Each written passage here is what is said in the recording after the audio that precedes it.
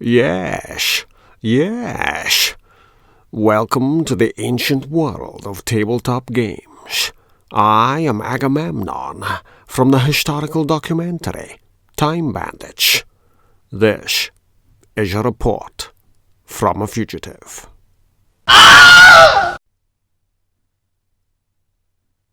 Ready? Uh-oh. Wait, the abominable anti-paladin was really cavern caretaker Gary Gygax all along. And he'd have gotten away with it, too, if it hadn't been for that darn pesky bum die roll. What the hell is this? Rather, what does it represent? For starters, just staring at it, I don't know what's going to be a spoiler and what isn't, so I won't be showing any of it to you, with obvious exceptions. This is a hellish adventure for Dungeons & Dragons. Baldur's Gate, Descent into Avernus. It was produced by Beadle and Grimm's. Rats in the bins, there's always some new goo. They've been working all day. There's a 1-minute break, and that's all goblins take for a cup of green slime by the fiery lake. And that is a role-playing fact.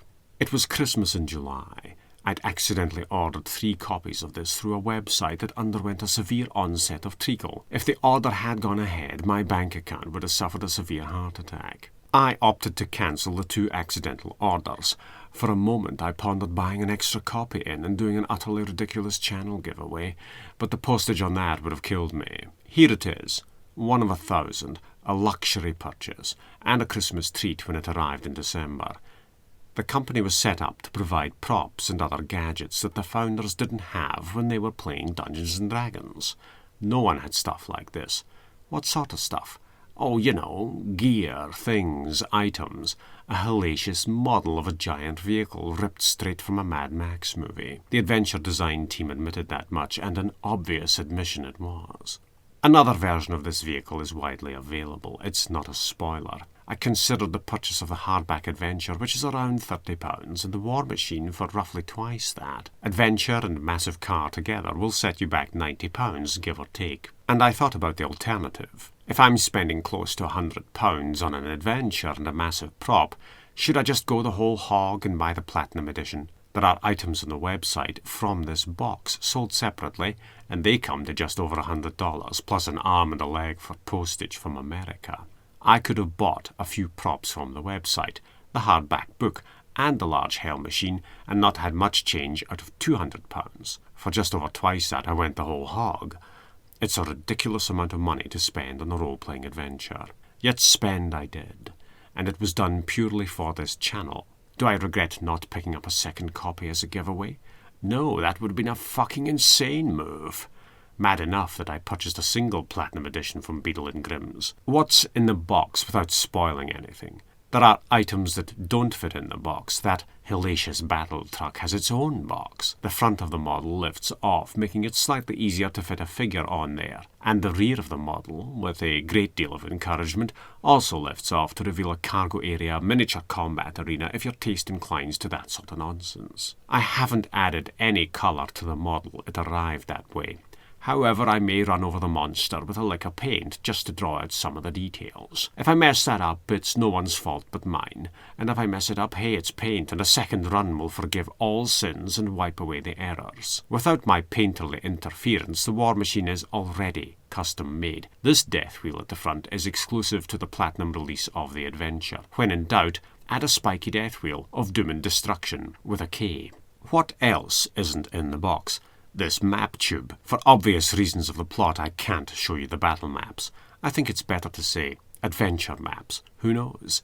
You might sail through a D&D adventure without resorting to combat. But if you must fight, fight across a dedicated map with all the details in place. No cobbled together floor plans or random sketches on a napkin. Here's the location. This is exactly what it looks like. The size and shape of this room or that cavern is depicted as accurately as the team could manage. That's guaranteed to take a load of drudgery out of game preparation. Wizards of the Coast should be doing adventure map packs for everything. If they produced dedicated maps for each adventure, though, Beadle and Grimm's would have to improve on those versions in their special editions by having the maps made from genuine zombie skin.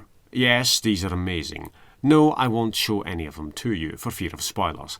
The combined package of map tube, hellacious model, and adventure box created a massive parcel the height and width of a washing machine. I know, for I was that soldier. The washing machine was the first thing I leaned the box against once I struggled indoors. Speaking of packages and postage costs, VAT, that's vampire added tax, was taken care of at the company's end. The difference here is that there's no charge to pay on the tax. Yes, there is still the tax. Though books are rated for 0 VAT, other items in the box clearly aren't. If you have to cough up, and you have to cough up, it's nice of the company to deal with that at their end and pass the cost directly to the customer rather than shunt it all to the customer separately on the other side of the Atlantic. It's not the tax I can't stand. Wait, that's a lie. I can't stand the tax. More than that, I hate having a parcel held hostage while I fork out the tax and the epic processing fee, which varies from carrier to carrier. Yes, I've been charged £8 for the honour of paying £4 in tax. Big fun.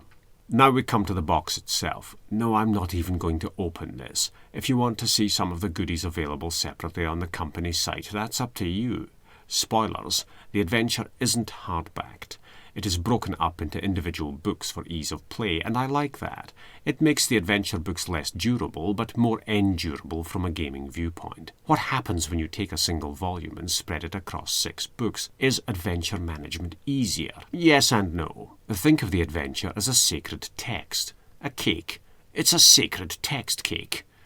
There is no adding to the sacred text. The icing on the cake is the icing on the cake, and no extra icing goes on to accommodate those 6 new slices of cake. Yes, the adventure in the Platinum Edition is the adventure available in hardback. Breaking the adventure into slices makes it easier to focus on what is in front of you. Though there's also a lot of stuff off to the side, contractually, Beadle and Grimm's give you the adventure as written. Any and all bonus material sits outside the pages of those 6 books. And so, you need to be on your guard running this behemoth version when incorporating the bonus stuff. This advice is of limited value given the limited number of editions out there. Perhaps you're thinking of buying one of these releases in future.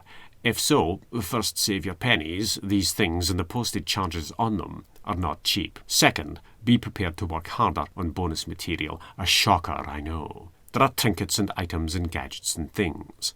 I have the silver version of the Saltmarsh adventure, so I know some things are standard across these luxury versions. If you meet a character in the game, and I'm not saying you have to fight, let us suppose combat breaks out. The set comes with cards for hanging over the Dungeon Master's screen. Art faces the players while statistics face the DM. It's a nice touch.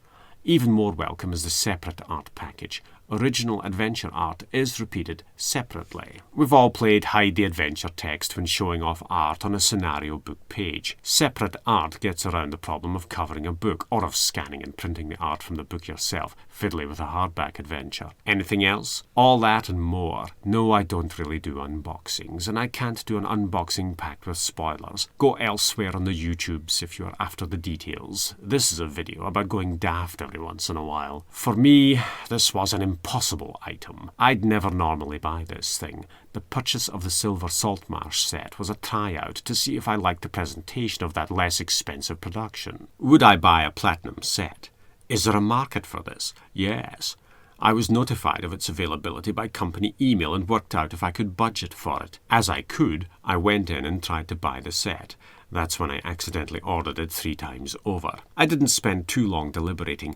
This was a yes-no thing, and it would be no very quickly under normal circumstances. However, I liked what I'd bought before, and I had the cash. Without taking long pondering the matter, I made it through to the sale and ordered box 0485 out of 1,000 copies made, and it is long sold out as I make my video. So yes, there's a market for this material. I never thought I'd be in with a chance of buying that type of product. Setting up this video channel led to this. I'll repeat, I don't really do unboxings, and I see little reason in unboxing a limited edition of a game packed with spoilers. Why make the video? To stress a point, role-playing as a hobby is as expensive as you want it to be. And I chase deals and discounts all the time. Deals and discounts is the real-life role-playing game in which we all run around trying to level up our bargaining skills while driving down the asking price. I've played games with no figures, no floor plans, hell, no screen, and sometimes not even a table. You don't need luxury items. I say that having bought them for this channel. Matthew Lillard and his party of gamers wanted fantastic loot for D&D games, so they founded a company that produced the goods. Material you couldn't dream existed for use in games. Sadly, it is treasure, and you must go on a mighty financial quest to uncover it. The limited nature of the beast means sightings are rare. No matter, the adventure book is available in a thoroughly durable hardback, and that does just as well. I bought this, and it impressed me. The metal trinkets and the plastic war machine, the battle maps in particular. Oh, and reusable terrain features for maps. I can't call them stickers, that's what they are though. They make use of a system that allows for careful recycling and reshuffling of those terrain pieces. Interesting. Anything that generates atmosphere in the game is welcome. Hard-backed DM screens, 2 of them, atmosphere. In this case, the atmosphere comes at a high price and in a limited print run. You generate atmosphere through use of words, and that's always been the way of it. Here's Waterdeep Dragon Heist. That was the first adventure turned into a platinum package by Beadle and Grimm's. Did I buy it? No. Would I have bought it? No. Did I miss out on the adventure by not buying it? No. If I weren't running a YouTube channel, would I buy anything from Beadle and Grimm's? No. It's all luxury stuff. I'd get by with cardboard floor plans and scribbled maps and the power of the imagination. If I couldn't quite match floor plans to adventure, I wouldn't use floor plans at all. The only things you need for this hobby are players, time, and the imagination required to fill the time required. Oh, and all the dice in the world. That last requirement never changes.